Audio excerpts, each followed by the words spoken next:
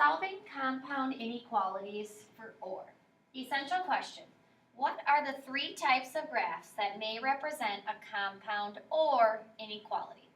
Now remember that a compound inequality means that there are two or more inequality signs. So all of the problems in this lesson will have two inequality signs. So a union means one thing or another happens. So this might happen. This may happen, or both of them could happen, meaning they both be shaded in the middle. So really the entire thing ends up shaded if it's one or the other, or it could be both. All right, so a real world situation. To ride without a car seat, a child must be at least 4 years old or weigh at least 40 pounds. What is the significance of the word or? So, they have to be greater than or equal to 4, or they have to weigh greater than or equal to 40, or they could be both, to ride without a car seat. So they could be both of those things, and then they wouldn't have to ride in a car seat. So let's say I'm 5 years old. I wouldn't have to ride in a car seat. Let's say I weigh 45 pounds. I wouldn't have to ride in a car seat. Let's say I weigh 45 pounds and I'm 5 years old. I don't have to ride in a car seat. So those are all your possibilities. Okay. So we have three types for OR inequalities. We have, first of all, 2 rays is our type 1.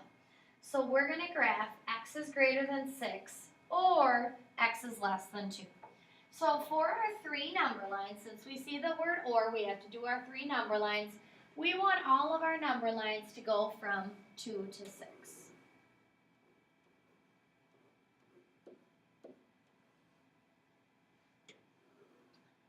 So all go from 2 to 6.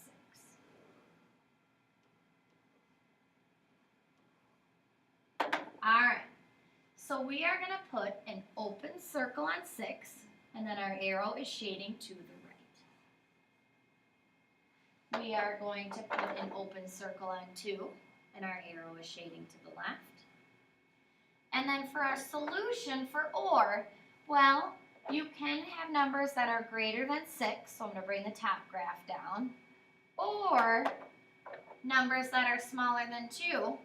So really you're just taking the top 2 number lines or graphs and putting them on your third number line, because numbers that are greater than 6 or less than 2. So they could be greater than 6 or less than 2 or both of those things. So our third graph is 2 rays. So that's why this one is called 2 rays, because our rays are going in opposite directions, 2 different rays.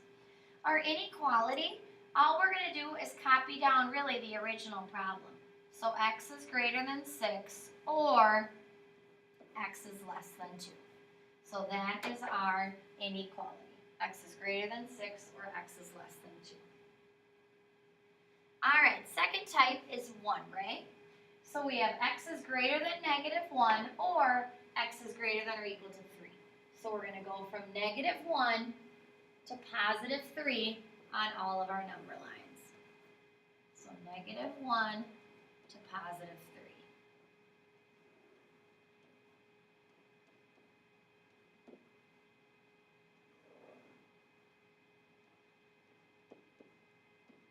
Okay, so we need an open circle on -1, and our arrow is going to the right. We need a closed circle on 3, shaded to the right. And then if I bring both of these down, if I bring my blue graph down and my red graph down, really what you're going to see is 1 ray.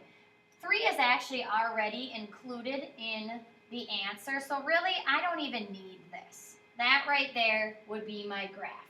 You can have this if you want to, but it's just saying numbers that are greater than -1 or greater than or equal to 3 is really anything bigger than -1, because we just have this 1 ray going this direction. So that's why this one is called one ray. So if I pick a random number that ends up being here, let's just say 0. Well, is 0 greater than -1 or greater than or equal to 3? Yeah, it's greater than -1, so that would work. And then our inequality, all I'm going to do is write down my x is greater than -1 or x is greater than or equal to 3.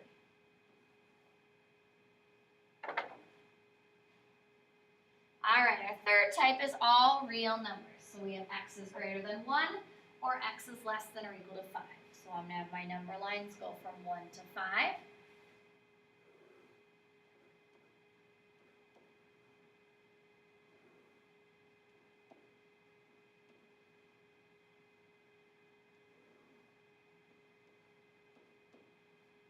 All right, so open circle on 1, shaded to the right.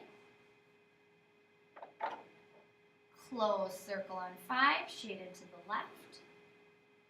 And then if you bring these down, so if I either drag them down or rewrote them on the bottom, because it's the top one or the middle one, if you look, every single number ends up being shaded. So what we call this one is all real. And you can make an R like that, or you can say all real numbers. But really, your third graph, the entire graph is shaded forever, because every single number is either greater than 1 or less than or equal to 5. Every single number. All right.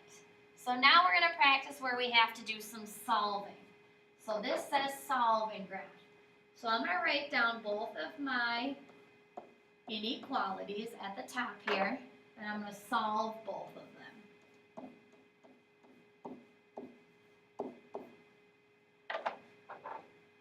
Alright, so -1 on both sides.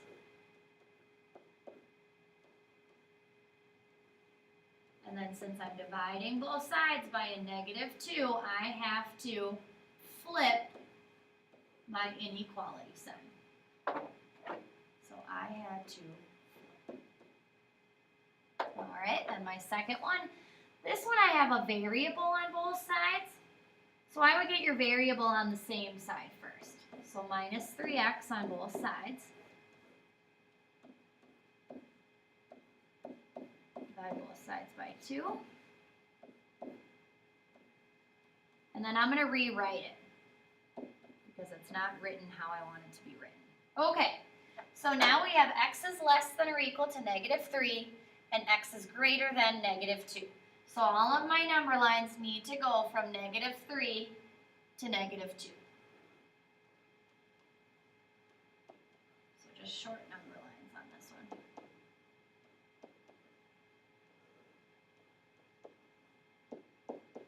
Okay, so x is less than or equal to -3, so closed circle on -3, shaded to the left. X is greater than -2, so open circle on -2, shaded to the right.